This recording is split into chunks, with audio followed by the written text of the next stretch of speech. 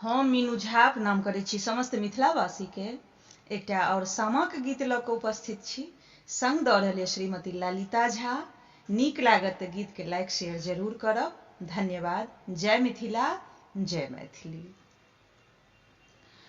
कोने भैया के घोर बारी में झिमिक आबै हे रे में झिमिक आबनी हे।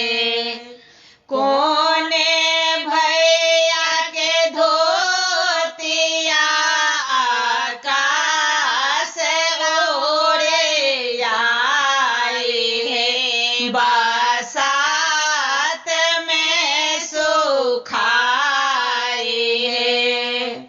बड़का भैया के घोर बारी में झिमिक आबनी है रे में झिमिक आबनी है।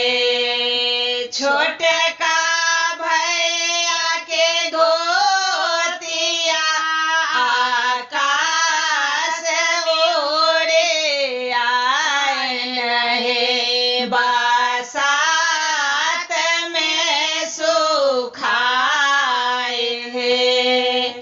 कोने बहिनों के डाल बाचो मुख दियरा जरन है। मानिक दियरा जरन है। कोने भौजो के कोखिया रतन अवतारल हे। रतन अवतारल हे। बड़के बहिनों के डाल बाचो मुख दियरा